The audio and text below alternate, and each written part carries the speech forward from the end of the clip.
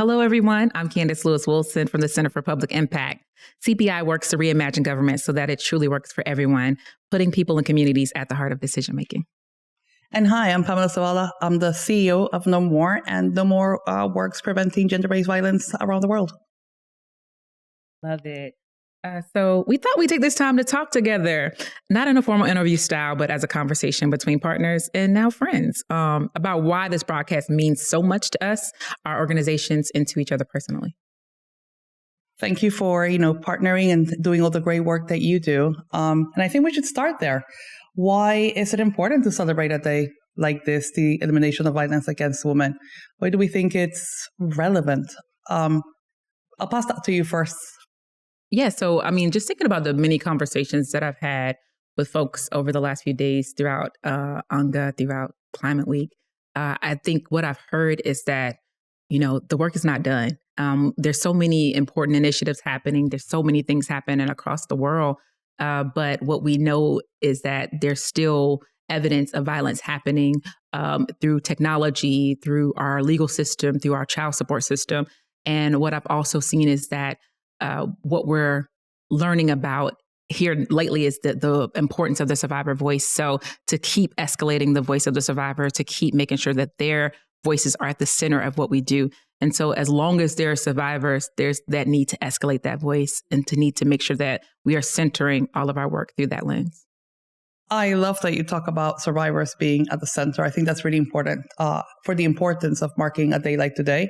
I think one of the key issues why we are making this broadcast and bringing people together from different parts of the world is the fact that for basics, right? Sometimes people are not aware that a day like this exists, right?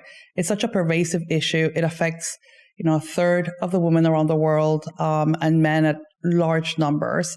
And so it's very important for us to make sure that we take a moment and think about this. I always tell people around me that might not know about the issue, just make sure, that you understand it, that if you have a friend that comes to you that has been affected by violence, what will you do? Right? Or do you even know where your local shelter, do you even know if there is something like that, a service, and there's a lot of people that don't. So it's great to have days like this to acknowledge survivors and to acknowledge that we might have some points that we need to know a little bit more and be able to serve any person that comes to us with a story. And we've all had those. Absolutely. Absolutely. I think what I've heard just tremendously is that awareness is key, like having the conversation, talking about it, escalating it.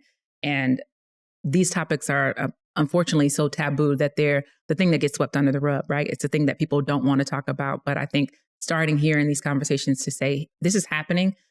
This is where you can get help. This is the organizations that exist to support these initiatives and moves. And also thinking about it in the bigger level of and then how do we inform policy? How do we inform legislation to make sure that those organizations are properly funded, that they're properly supported, that they have the laws and the processes and policies behind it to govern the work that they do to do it successfully.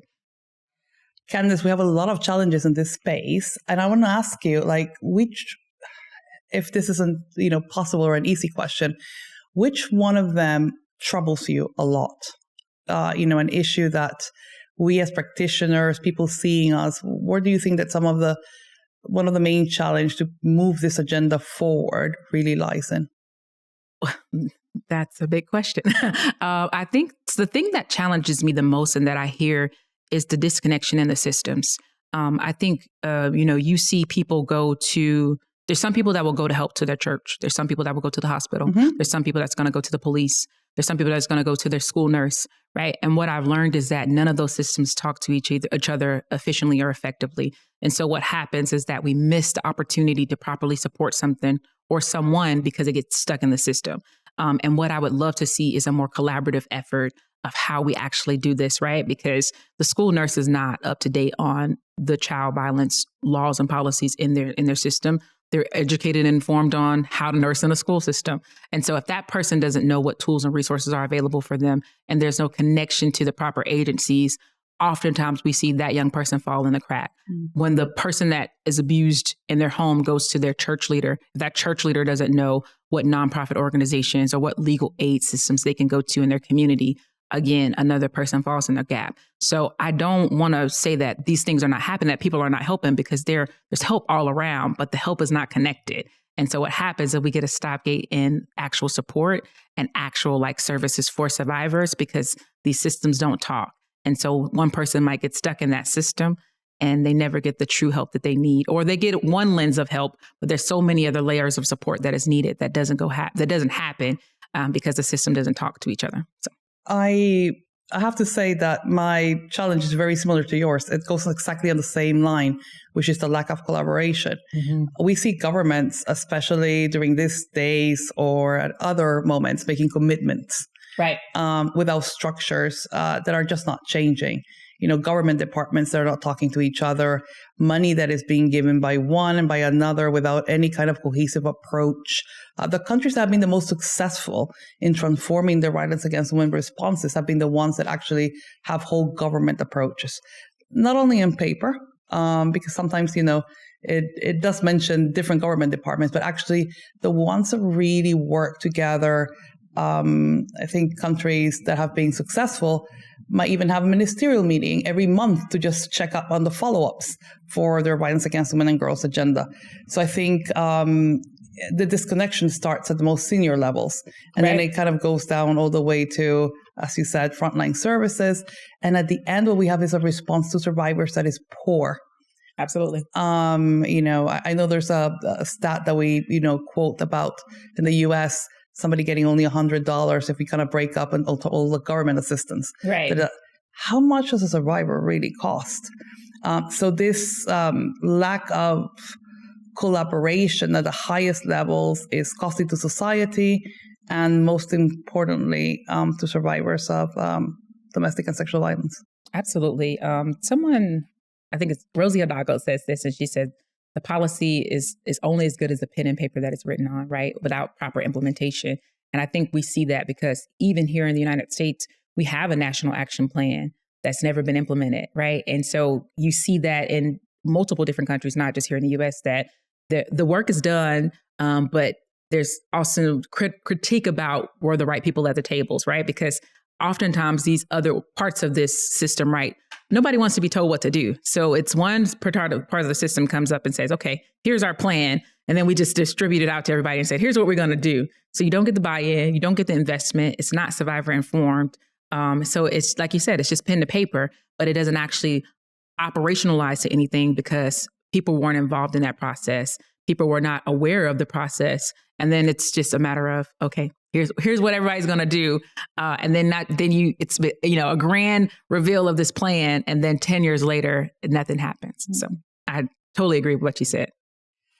Kandice, what keeps you going? And I'm going to give some context for this for anybody who works in services that is hearing us today. It sometimes seems like it's a problem that has no end. Right. So what keeps you going in doing this work and being so committed as you are? Ooh, what keeps me going? Food on most days, but yeah, that would be my number one too. Outside of a good meal, right? No, seriously, I think there's so many things that gets me going. I think just innately, I have just a true love for people. I think when people ask me about like what is my passion in life, what drives me in anything that I do, I just truly love working with people. I truly enjoy seeing people's life become better through process, through policy, through practice. And I think it's hearing the stories of survivors, hearing people overcome tragedy and turn it, their pain into purpose. I've worked years working in anywhere from foster care to domestic violence to child welfare to adults living with intellectual disabilities. And in all of those things, what I've enjoyed most is to see how just small changes, how just listening to people, how just having the right voices at the table, how considering, the implications of our choices impact people and actually putting that, that vision to practice and process changes people's lives tremendously. Implementing something as simple as coordinated services in DC created we saw a triple effect in amount of services people were able to get access to. So co-locating a domestic violence partner at DC's largest homeless shelter for families in DC, we saw the increase of services for DV and sexual violence in DC increase by 66%. So it's these small things that seem like, these big feats, but it was a small change that we made that then allows access to services and support and life-changing things. And so I think that's what drives me, the ability to see people's lives change forever, the ability to see people get back their power and get back control of their life, which is important for me. So I think what does it for me is I had the pleasure of managing one of the first shelters ever in the world. It's the UK in a place called Chiswick, 7 bedrooms now, but in its day had 100 families. People were fleeing from all over the place. And I'm telling you this because when it makes me reflect on the fact that I was born into a world where those existed, right? It didn't exist for the woman that went to Chiswick at that time. And I can see change. Yeah. Change has happened. Yeah. So it's almost like not just let yourself be consumed by what we're missing, but actually take some learnings from the people that came before us to do this work and did it successfully. And we live in another world. And my daughter was born into a better place where she would get even more services or more quality services. So trying to leave it like that for our kind of next generation, I think it's, that keeps me going, making sure that the ball continues to roll, even moments when we lose faith. Like currently, we don't seem to be in the best times, but actually this needs to keep on happening. So yeah, that kind of faith on the people before us, moves me on. Absolutely. And so I'm interested to know, why No More chose to partner with CPI for EVAW. I think the mission of CPI in terms of moving systems, working through systems to create real change was really inspiring for us. We know that that's probably the only way to work to make real lasting change. More than just providing a service to a survivor is really what you were addressing before. How can we really get this to many more people and cause real influence? So I think different organizations have different expertise, and certainly Center for Public Impact has that expertise of, creating systems change, which, just seem ideal to add our kind of gender-based violence prevention focus and see what we could do from there. Absolutely. And so, we have a long day of recording and talking to so many amazing leaders in this space. And so what do you hope people take away from today's broadcast? Hope that, the fight, for making sure that people who endure domestic and sexual violence is still there, that we're all kind of working together. They're trying to get better at, coordinating and just making sure that, change is possible. So I think that's one of the things that I would love people to continue. I think we're missing that at the moment, especially within the sector, and with things happening around the world. I feel like we're losing a little bit of hope and drive. And for many reasons, many of which are really, really valid, there's a little bit of a sense of desperation. Yeah. And I would love people to, colleagues from the sector who are seeing us today, to know that there are others, to reach out, to look for partnerships. I think we're all going to come out of this stronger, more resilient, and with many more tools in our hands than, we probably, would have been under other circumstances. What about you?